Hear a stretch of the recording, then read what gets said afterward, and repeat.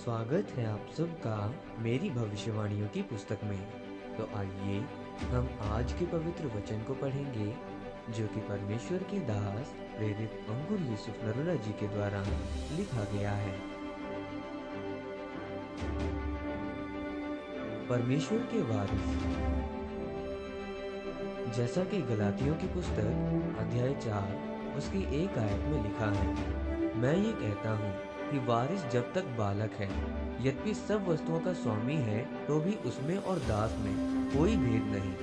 मेरे प्रिय, अगर आप कई सालों से मसीह में हैं, लेकिन अगर आप आत्मा में बच्चे हैं, तो आप में और एक विश्वासी में कोई फर्क नहीं है। जैसे जब तक एक बच्चा छोटा है और वो अपने पिता की जायदाद को नहीं संभाल सकता, क्योंकि अभी वो छोटा बच्चा है, वो वारिस तो है लेकिन छोटा है, उसी तरह आज के मसीही लोगों की हालत है कि वो आत्मा में अभी बच्चे हैं। परमेश्वर के वायदे और उसकी प्रतिज्ञाएं उनके लिए हैं। जैसे कि यीशु के कोड़े खाने से तुम चंगे हो चुके हो।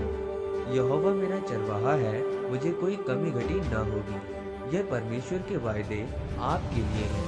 लेकिन आज भी मसीही लोग बीमारियों में, नशे में, पाप में हैं। क्यों? क्योंकि वो आत्मा में अभी भी बच्चे हैं। मेरे प्रियो, परमेश्वर के वायदे हर एक जन के लिए है कि मैं तुझे आशीषित करूंगा।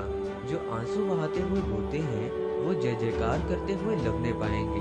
लेकिन फिर भी हम गरीबी के श्रापों को तोड़ने के लिए प्रार्थना करते जाएं, पर परमेश्वर के वचन को पूरा नहीं करते, तो हम उसी बच्चे की तरह हैं।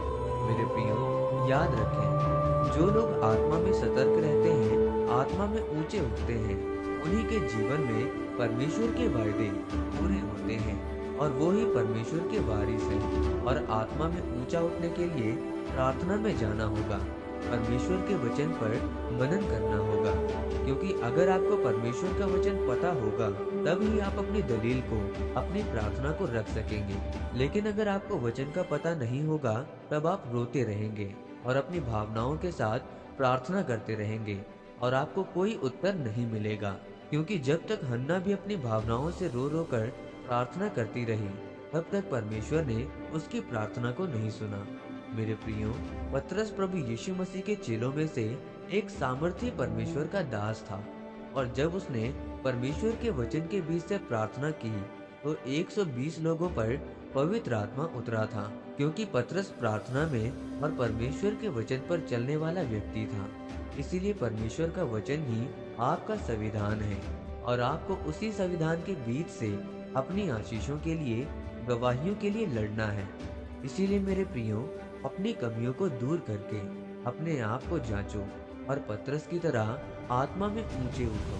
पवित्रताई के साथ उसके वचनों पर मनन करते हुए आप जब आत्मा में बढ़ेंगे, तो उसके वायदे और प्रतिज्ञाएं आपके जीवन में पूरी होनी शुरू हो जाएंगी और परमेश्वर आपको आशीषित करेगा।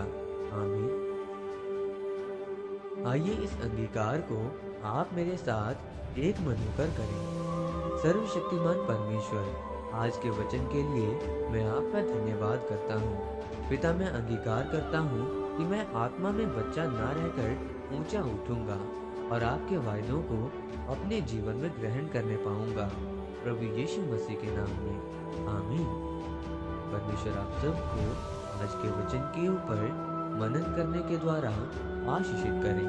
आमीन।